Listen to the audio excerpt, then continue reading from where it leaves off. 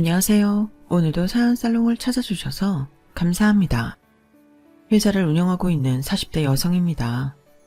명문대를 나온 남편을 제치고 고졸인 제가 시아버지 회사를 물려받았을 때 주변에선 말들이 참 많았어요. 특히 저희 시어머니는 눈까지 까디집고 막말을 퍼부어대셨죠.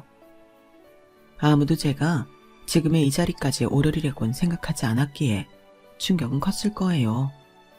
제 자신조차도 이런 결말을 기대하지는 않았으니까요. 저는 고등학생 때까지도 제 진로에 대한 확신이 없었어요. 공부에 두각을 나타내지도 않았고 그렇다고 실업계 쪽으로도 소질이 있었던 게 아니었거든요. 예체능은 말할 것도 없고요. 그런 제게 담임선생님이 그러시더라고요. 서울에 있는 전문대나 하다못해 이름 없는 지방대로도 나와야 네가 사회에서 사랑굿이라고 살 수 있어. 너 이러고 고등학교 졸업하면 뭐 해먹고 살 거니? 평생 편의점 알바나 하고 빌빌대면 살 거야? 그러니까 선생님 말 들어.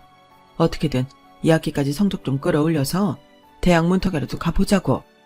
담임선생님은 모든 게 저를 위한 거라며 대학 진학을 강요하셨지만 저는 그런 담임선생님이 이해가 안 갔어요. 저는 대학이야말로 정말 공부할 사람만 가야 하는 곳이라고 생각했거든요. 공부할 생각도 없고 전공하고픈 과목도 없는데 왜 돈이랑 시간을 들여가며 그 고생을 해야 하나 싶었죠. 그래서 담임선생님의 반강요에도 불구하고 대입 진학을 하지 않았어요. 제 고집 때문에 애꿎은 저희 부모님은 툭하면 걸려오는 담임선생님 전화에 시달림을 당하셨지만 그래도 제 뜻을 믿고 따라주셨어요. 제가 당시 부모님의 나이가 되고 보니 그게 부모님으로선 얼마나 큰 결심이었는지 알겠더라고요. 나부터라도 내 자식이 남보다 뒤처지는 길을 선택한다면 끝까지 자식 뜻을 따라주긴 힘들 것 같거든요. 고등학교를 졸업하기 전부터 저는 여러 가지 아르바이트를 했어요. 내가 정말 하고 싶은 게 뭔지 알려면 일단 뭐든 해봐야 할 것 같았거든요. 그래서 무슨 일이든 제게 맡겨진 일은 최선을 다해서 했어요. 우유 배달을 할 때도 어떻게 하면 배달 시간을 최소화해서 빠르고 정확하게 배달할 수 있을지를 고민했고, 갈비집에서 서빙을 할 때도 어떻게 하면 고기를 태우지 않고 결을 살려 맛있게 구워낼 수 있을지 고민했어요. 편의점 아르바이트나 빵가게 포장 알바, 그 밖에 전단지 알바를 할 때도 마찬가지였죠. 그러다 본격적으로 새로운 일을 시작하게 되었는데 그 시작은 이랬어요. 그날도 여느 때처럼 편의점 오전 아르바이트를 마치고 저녁 시간대에 고깃집 알바를 하고 있었는데 모델처럼 멋진 여자 서너씩 가게로 들어오더라고요. 다들 키도 크고 얼굴도 예뻐서 주변 테이블에 앉아있던 남자 손님들의 시선을 한눈에 사로잡고 있었죠. 마침 그 테이블을 담당한 게 저라서 고기를 들고 테이블로 갔어요. 고기를 구우면서도 귀는 손님들의 대화에 열어둔 채 말이죠. 들어보니 이분들은 모델이 아니라 행사 도우미더라고요. 기업이나 학교, 관공서 등에서 행사를 할 때 단상에 함께 올라 상장이나 꽃다발도 건네고 때에 따라서는 마이크를 잡고 식순에 따라 행사 진행까지 하는 일이었어요. 그래서인지 다들 자세도 바르고 목소리 톤이나 헤어와 손톱 정리까지 깔끔하고 가지런하더군요. 한창 그분들 얘기를 귀동냥을 하며 고기를 굽고 있는데 그중 한 분이 그러시는 거예요. 키가 어떻게 돼요? 꽤 커 보이는데? 170이요. 그건 왜 물으세요? 아, 다름이 아니라 내가 이런 일을 하는 사람이에요. 그분은 제게 명함을 건네곤 말을 이어갔어요. 키도 크고 외모도 수려하신데 우리랑 같이 일해볼 생각 없어요? 지금 하는 일보다 보수도 세고 근무 조건도 좋거든요.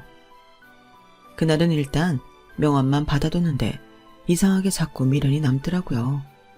그래서 전화를 걸어봤죠.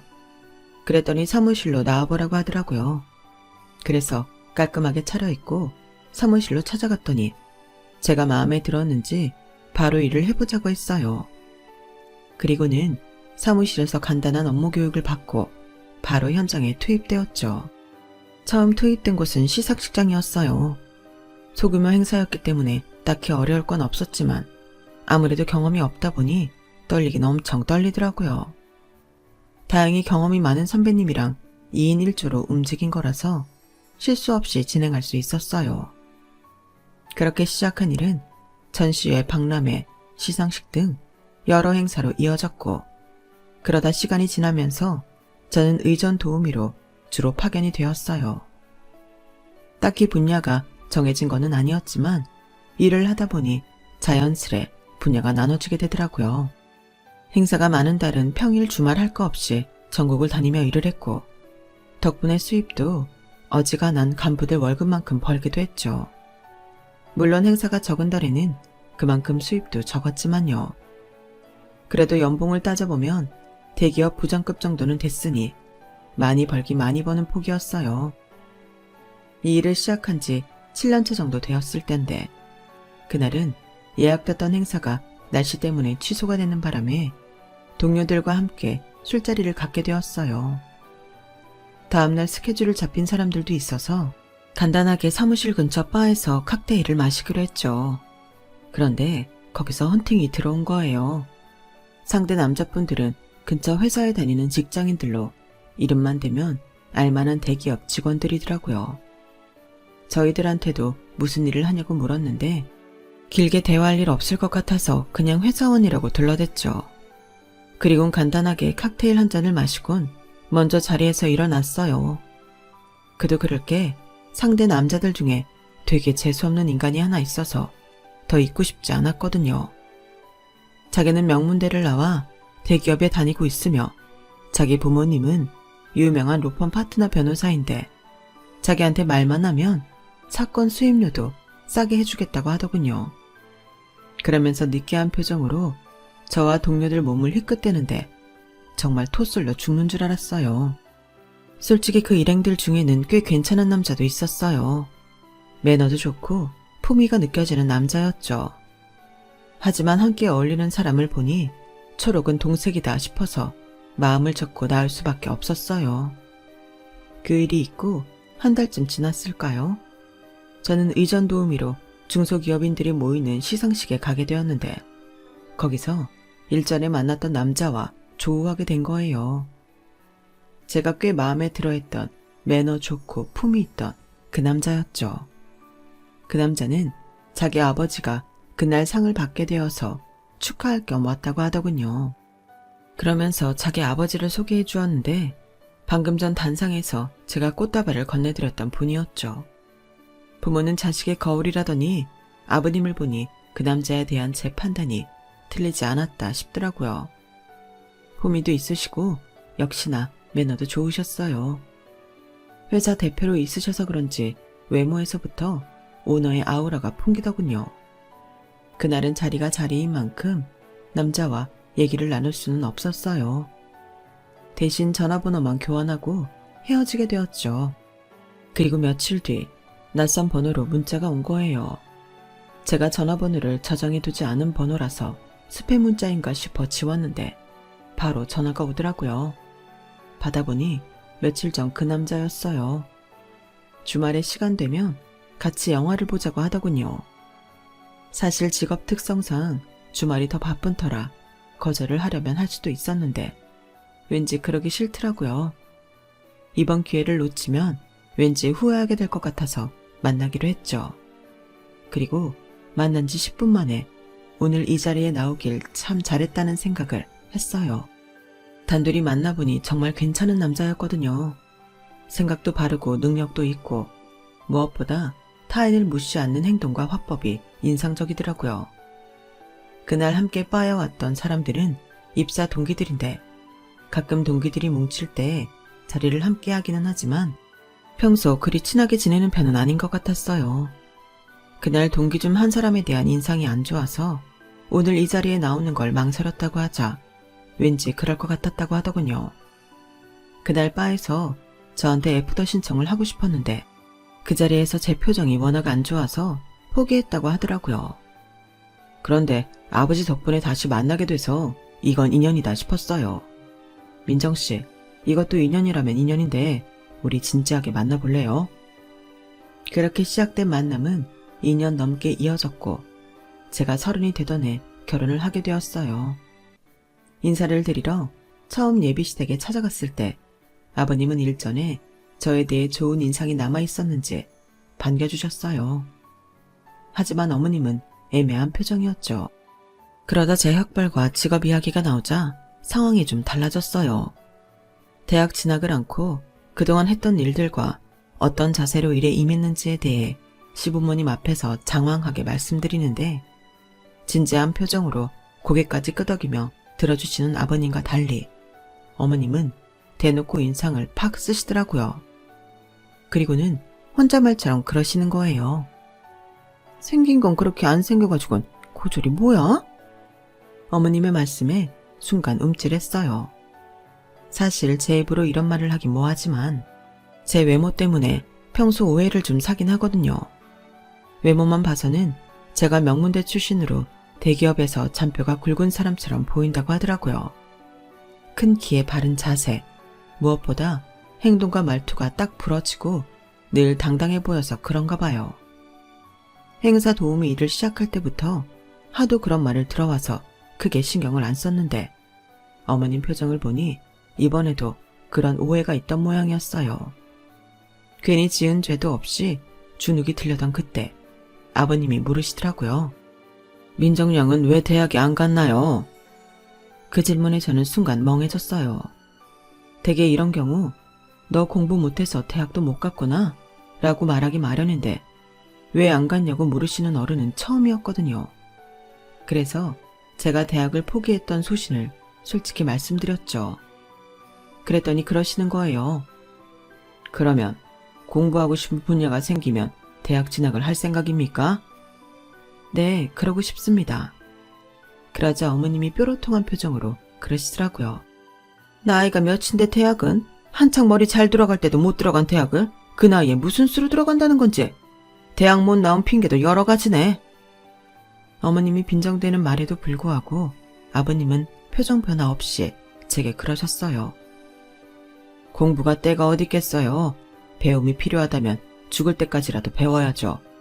모르는 건 창피한 게 아니지만 모르면서도 배울 생각을 하는 건 창피한 일이니까요. 그땐 아버님의 그 말씀이 저한테 하시는 건 줄 알았는데 나중에 알고 보니 시어머니를 향한 말이었더라고요. 결혼해서 안 사실이지만 저희 시어머니는 중학교밖에 못 나온 분이었어요. 그래서 시어머니와 시누이들한테 엄청 멸시를 당하고 사셨더라고요. 어머님 말씀에 따르면 저희 시아버지도 어머님이 학벌을 들먹이며 꽤 무시하셨던 모양이었어요. 그런데 웃긴 건 입장이 바뀌고 나니 어머님도 당신 아들에 비해 학벌이 딸리는 저를 똑같이 구박을 하셨다는 거죠. 남들 다 대학 갈 때 넌 뭐했니? 나 때야 먹고 사느라 바빠서 대학이 사치였다지만 니들 때는 대학 안 간 애들 찾는 게 더 힘들 정도 아니니? 자식은 엄마 머리 닮는다는데 네가 낳을 애들이 걱정이다. 어머님, 사람 머리를 학벌로만 당정 지으시면 안 되죠. 학벌로 안 따지면 뭘로 따지란 말이냐? 머리가 좋아야 공부를 잘하는 건 당연지사 아니니? 하긴 고졸이 네가 뭘 알겠니?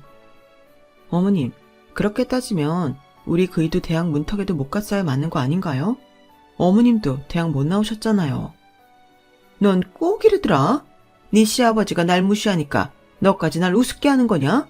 버르장머리 없는 것 같으니라고. 네가 이러니까 못 배운 티난다고 하는 거야. 정말 요즘 말대로 할 말 하 아니었어요. 할 말은 많지만 하지 않겠다 이겁니다. 어머님이 학벌 가지고 저를 흉보시는 건 결국 당신 얼굴에도 침 맺는 격이란 걸 왜 모르실까요? 일 때문에 바쁘다는 사람을 굳이 당신 계모임까지 불러내서는 지인분들 앞에서 제 학벌을 운운하며 명문대 나온 아들이 아깝다는 말을 하셔야 직성이 풀리는 그 이유를 모르겠더라고요. 뭐 어머님이 저를 학벌로 망신 주셔서 그랬던 건 아니지만 결혼하고 1년쯤 지나 저는 대학에 입학하게 되었어요. 물론 그 계기가 됐던 건 어머님 탓이기는 했어요. 시고모님 환갑날 일이었거든요. 요즘은 환갑잔치는 거르는 게 추세라서 시고모님이 집안 식구들과 조촐히 저녁 함께 하자시며 연락을 하셨더라고요. 평소 시고모님에 대해 감정이 좋지 않은 시어머님은 몸이 아프다는 핑계로 참석을 안 하시겠다고 하더군요. 네가 내 대신 돈 봉투나 전해줘라. 돈 욕심이 많은 인간이라 괜히 선물이니 뭐니 해봐야 좋은 소리 못 듣는다. 한 50이면 될 거다. 그렇게 저는 시어머님이 주신 돈 봉투를 받아들고 약속 장소로 향했어요. 평일이라 남편은 회사에서 바로 오기로 한참이라서 저만 따로 룸으로 들어갔어요. 시어머님 가족들은 이미 도착해 있더라고요. 저희 아버님과 남편만 아직 도착을 못한 상태였고요. 그런데 시어머님이 그러시는 거예요. 네 시어머니는 또 아프다고 핑계대고는 안 나오는 모양이구나. 어쩌면 그놈의 레퍼토리는 세월이 흘러도 안 변한다니? 어떻게 된 게 시댁 행사가 있을 때마다 아프대? 하여간 머리도 안 좋은 사람이 매번 그렇게 잔머리만 써대기는 배운 것도 없고 집안도 그 모양의 사람을 받아줬으면 노력하는 모습이라도 보여야 할 거 아니야. 지가 뭐라고 툭하면 집안 행사에 빠져. 성훈이만 가지지 않았으면 우리 집안에 발도 못 붙였을 인간이 배은망덕하기는. 아무리 사이가 돈독하지 않은 시어머니긴 해도 남이 욕하는 건 듣기 거북했어요. 저만 있는 자리도 아니고 시고모님 자식들과 며느리 손주들까지 있는 자리인데 말이죠. 그래서 조용히 말씀드렸어요. 고모님, 저희 어머님이 달갑지 않으신 건 알겠지만 며느리인 제가 있는 앞에서 그런 말씀하시는 건 많이 불편합니다. 어린 조카들도 있는데 나중에 따로 얘기하시죠. 그러자 시고모님이 저를 빤히 바라보시더라고요. 넌 속이 좋은 거니 아니면 속에 능구렁이가 들어 그런 거니? 너 시집 올 때 네 시어머니가 집안 사람들 모인 자리에서 널 뭐라고 소개했는지 아니? 몸으로 벌어먹고 사는 애라고 하더라. 우린 그래서 네가 유흥업소에 나가는 애인 줄 알았지 뭐냐. 니들 결혼식 때 널 보니까 키도 크고 인물도 반반하길래 영락없이 그렇게 믿었다니까. 맞아요 어머님. 저희도 송은도련님이 업소 출신 여자랑 결혼하는 줄 알았다니까요. 숙모님이 저희한테 그렇게 얘기하셨으니까요. 배운 것도 없고 몸 굴려서 먹고 살다가 돈 많은 남자 꿰차서 신분 상승하려는 여자라고 했거든요. 사람 앞에 놓고 이렇게 말해서 미안해요. 그땐 숙모님 말만 듣고 우리도 오해를 했지 뭐예요. 하여간 나이 먹고 하는 짓거리 하고는 나중에서야 네 시아버지랑 성훈이한테 네 직업 얘기 듣고 기함을 토했잖니. 번듯한 직업을 가진 며느리를 두고 어떻게 시어머니라는 사람이 그런 식으로 말을 한다니?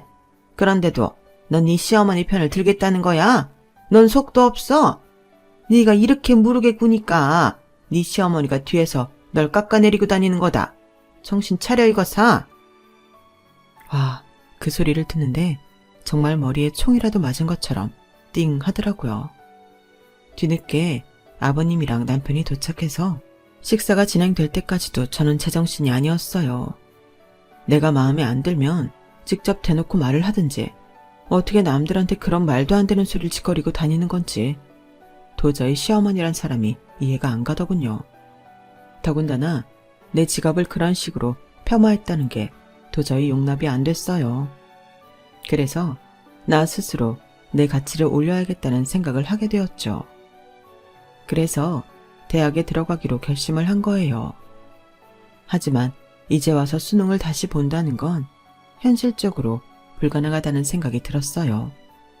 그러기에는 시간도 아까웠고요. 그래서 선택하게 된 게 바로 방통대였죠. 의전 진행을 하다 보니 경영인들을 종종 만나게 되는데 그중 정말 닮고 싶은 분들이 꽤 있더라고요. 남다를 경영 철학을 바탕으로 작지만 내실 있는 회사를 키워가는 분들을 보니까 나도 저분들처럼 사업을 해보고 싶다는 생각이 들어서 경영학과에 진학하게 되었죠. 온라인으로 듣는 웹 강의와 오프라인 출석 강의로 구성되어 있어서 매일 학교에 나가지 않아도 되니 저한테 딱이었어요. 스케줄을 유동적으로 구성할 수 있는 직업 특성 덕분에 출석 강의 땐 행사를 잡지 않으면 되었으니까요. 하지만 선배들 말 맞다나 방통대 생활이 엄청 빡세더라고요.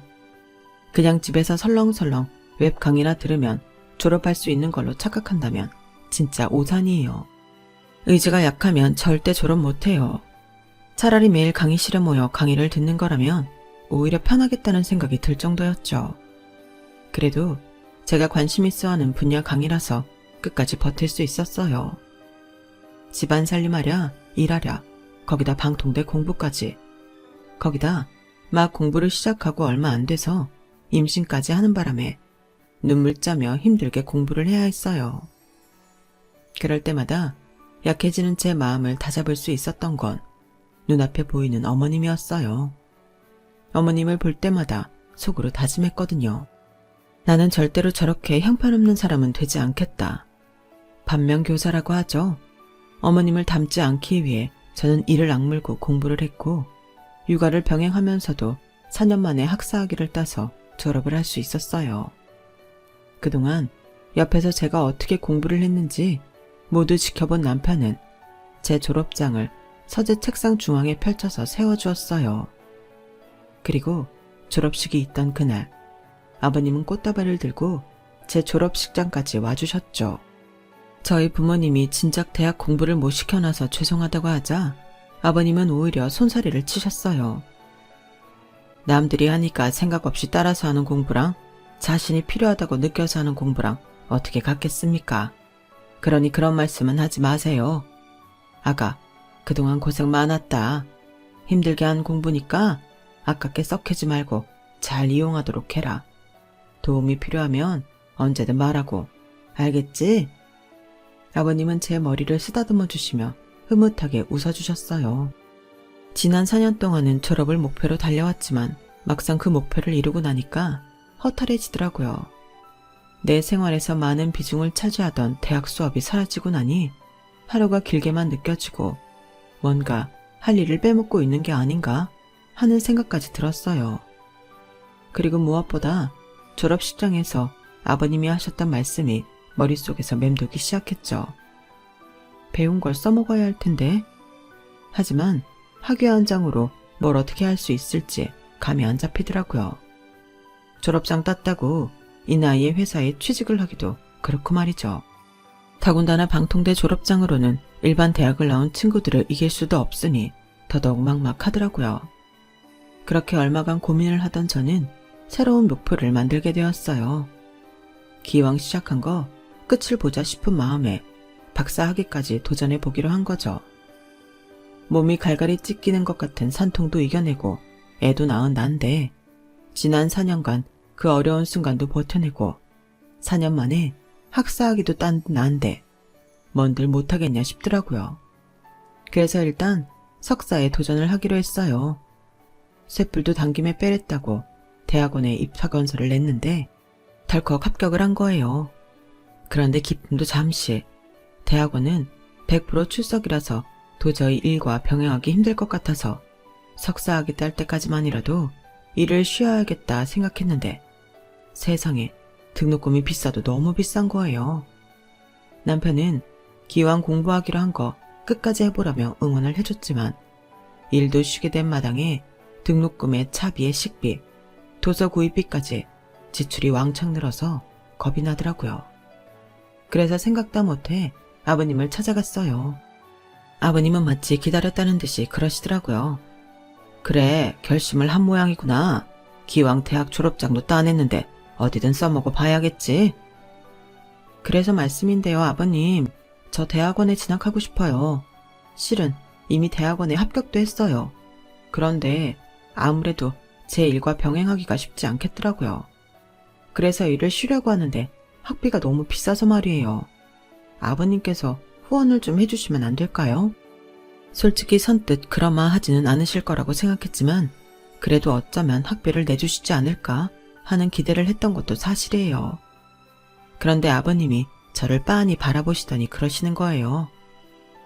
내가 네 시아버지이긴 하지만 나도 사업을 하는 사람인데 이문이 남지 않은 거리를 할 수야 있겠니? 나한테 학비 지원을 받고 싶다면 네가 나한테 뭘 줄 수 있는지도 제시하는 게 먼저가 아닐까 생각한다. 아가, 넌 나한테 뭘 해줄 수 있니? 생각해 본 적 없는 일이라 잠시 고민이 되었지만 그렇다고 순순히 물러날 수는 없어서 크게 질렀어요.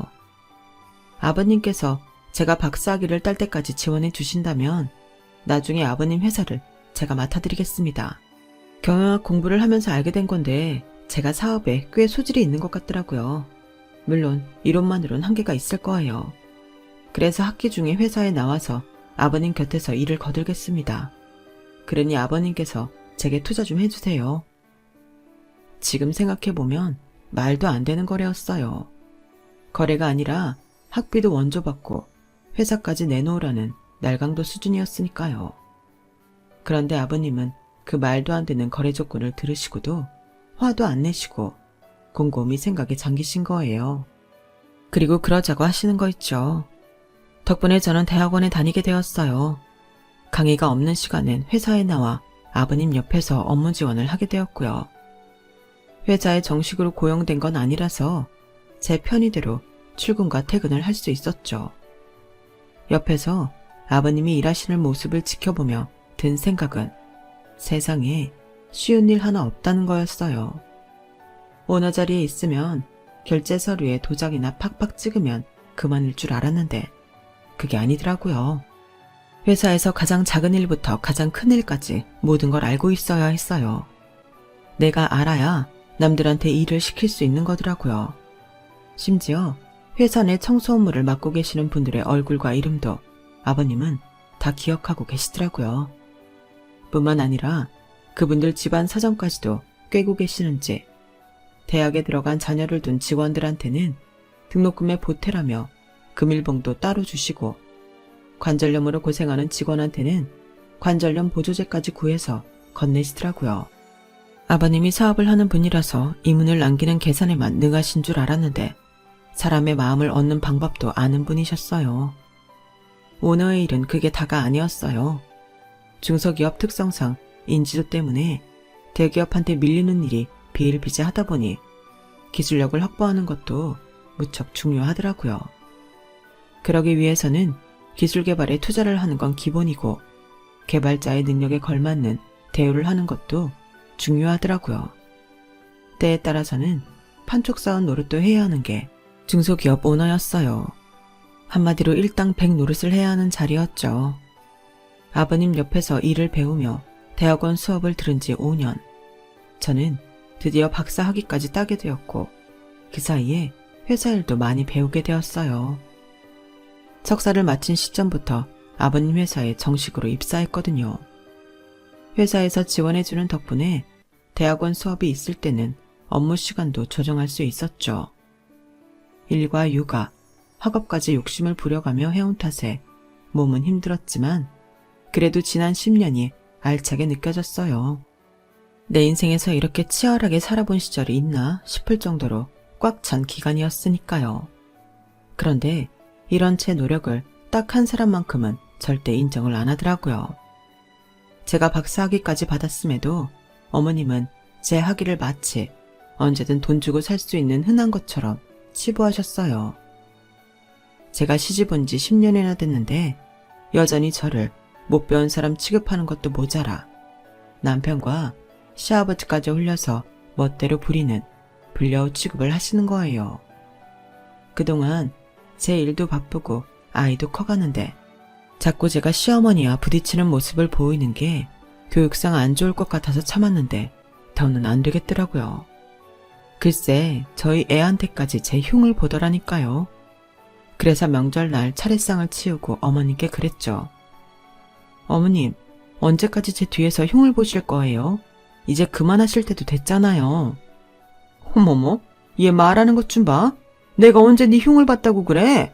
이게 지 시아버지가 오냐오냐 해주니까 눈에 뵈는 게 없나 보네?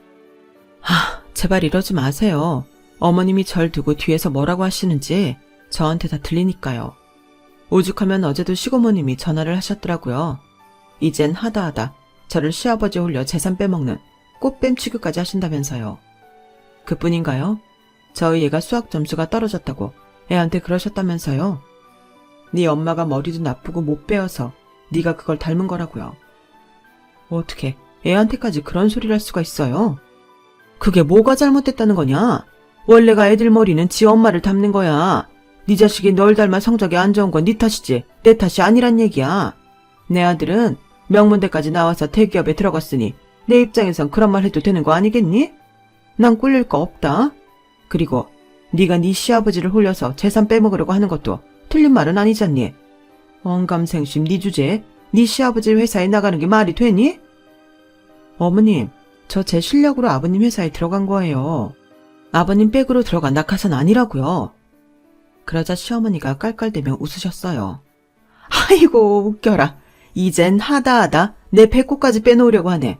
얘 정신 차려. 대학이면 다 같은 대학인 줄 아니?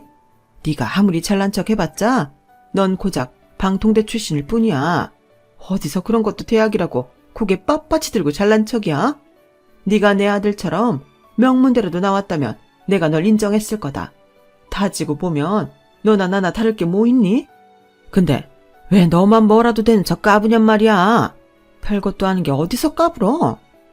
그때였어요. 거실에 계시던 아버님이 벼락같이 소리치셨죠. 당신이 뭔데 내 며느리를 인정하고 말고 해? 그리고 어떻게 당신을 며느리랑 비교를 해? 애초에 급이 되기는 해? 당신이 인정하고 안 하건 간에 며느리는 경영학 박사학위까지 있는 애야.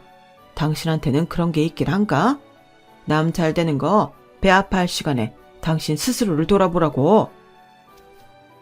그래요. 나 못 배워서 그럽니다.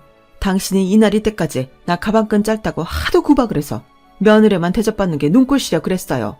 얘나 나나 뭐가 달라요? 다른 게 있다면 당신이 나한테는 못 배웠다고 타박했고 얘한테는 학비까지 대주며 공부시킨 거 그게 다른 거잖아요. 나도 당신이 얘한테 해준 것처럼 옆에서 응원해주고 물심양면 도와줬다면 그 긴 세월 시집 식구들한테 가진 구박 안 받고 떳떳하게 살았을 거라고요. 어머님은 급기야 바닥에 주저앉아 땅을 치며 통곡했어요. 그런데 평소엔 이쯤에서 물러나시던 아버님이 그날따라 멈추지 않으시더라고요. 이 사람아, 언제 내가 당신을 무시했다고 그래? 당신이 우리 부모 형제들한테 무시당할까봐 내가 진작부터 그랬잖아. 공부를 하겠다면 학비를 대주겠고 기술을 배우겠다면 학원에도 보내주겠다고. 그런데 당신이 뭐라 그랬어? 공부 가르쳐서 나한테 돈 벌어오게 하려고 닥달하는 거냐? 울고불고 따지지 않았냐고. 그래놓고 이제 와서 내 탓을 해? 자기 자신도 포기한 사람을 어떻게 내가 돕느냔 말이야. 그깟 공부는 해서 뭐해요? 어차피 당신 부모 형제들은 나 같은 거 눈 아래로 깔고 보던 사람들인데 배운 거 없는 국밥집 딸이라고 얼마나 날 무시했는지 기억 안 나요? 성훈이 임신한 덕에 팔자 고쳤다고 당사자인 내 앞에서 떠들어대던 거 기억 안 나냐고요. 그런 사람들이 내가 공부 좀 더 했다 한들 사람으로 인정해 줬을 것 같냔 말이에요. 내가 왜 이렇게 됐는데? 내가 왜 이날이 때까지 이러고 사는데? 어머님은 악을 쓰며 소리쳤어요. 저희 시부모님의 결혼 비하인드 스토리는 이미 남편을 통해 결혼 전부터 알고 있었어요. 아버님이 군복무를 하시던 때 어머님은 군부대 근처에서 부모님을 도와 국밥집을 하고 계셨대요. 워낙 가격이 저렴하고 맛이 좋아서 인근 부대 군인들의 단골집이기도 했죠. 저희 아버님 역시 그곳 단골이었는데 한창 젊고 혈기왕성하던 때였던지라 또래인 어머님과 몰래 연애를 하게 되었고 제 남편이 생기게 된 거였죠. 아버님은 제대를 앞두고 어머님이 임신 사실을 알게 되었고 자신이 벌인 일에 책임을 지겠다며 집에 어머님을 소개하셨대요. 당연히 시댁에서는 난리가 났죠. 명문고에 명문대까지 나온 아들이 중학교밖에 못 나온 국밥집 딸이랑 결혼을 하겠다니 왜 놀라지 않았겠어요. 제 시할머니와 시고모님은 애까지 임신한 저희 어머님을 엄청 구박하셨다더라고요. 못 배워서 친정 형편이 어려워서 그 밖에 갖은 이유를 대가며 괴롭히는 시댁 식구들 통해 저희 어머님은 하루도 마음 편히 지낼 수 없었대요. 거기다 믿었던 남편마저 어머님을 보호하지 않았다고 하더군요. 거기까지가 제가 아는 전부예요. 그런데 막상 아버님 얘기를 들어보니 아버님이 처음부터 어머님을 돕지 않았던 게 아니더라고요. 자기 부모 형제들한테 당하고 사는 아내가 가여워 공부를 시켜주겠다고도 하고 기술을 배울 학원도 보내주겠다고 했지만 거절한 건 어머님이니까요. 왜 나보고 며느리를 괴롭히냐고 그랬죠? 나도 할만하니까 그런 거예요. 난 이 집에 시집와서 이날이 때까지 시부모의 시누이한테 눈총받고 살았으니 얘도 나랑 똑같이 당해봐야 공평한 거 아니에요? 그래서 괴롭혔어요. 왜요? 그러면 안 돼요? 말도 안 되는 어머님의 궤변에 저도 남편도 아버님도 할 말을 잃었어요. 되도 않는 어머님 논리에 저는 그만 전의를 상실하게 되었어요. 이런 사고방식을 가진 사람이랑 더는 얼굴 붉히며 싸울 이유가 없다 싶었거든요. 하지만 그렇다고 조용히 입 다물고 물러서줄 수는 없었어요. 어머님이 뭐를 잘못한 건지 제대로 알려줘야 하니까요. 그래서 작정하고 말을 꺼냈어요. 다시는 시어머니를 안 볼 생각까지 하면서요. 뭐가 잘못됐냐고요? 그럼 지금부터 제가 그 이유를 알려드릴게요. 어머님은 저랑 어머님이 같은 선상에 있다고 생각하시지만 전혀 아니에요. 적어도 저를 비롯해 남들이 보기엔 말이죠. 어머님은 38년 전 그때와 똑같이 못 배우고 가난하세요. 아버님께 기대지 않으면 스스로 먹고 살 능력도 없으시니까요. 하지만 저는 지난 10년 동안 많이 성장을 했어요. 시작은 어머님처럼 남들보다 학벌도 딸리고 가진 것도 없었는지 모르겠지만 그새 학위를 3개나 땄거든요. 학사, 석사, 박사. 이 정도 학위면 우리나라뿐만이 아니라 세계 어디 가서도 학벌로 무시당하지 않을 정도는 돼요. 아니, 차고 넘칠 정도죠. 그뿐인가요? 제가 아버님 회사에 들어간 이후에 매출이 얼마나 늘었는지 아세요? 저희 팀이 개발한 상품이 국내를 비롯해 전 세계 42개국에 수출이 돼요.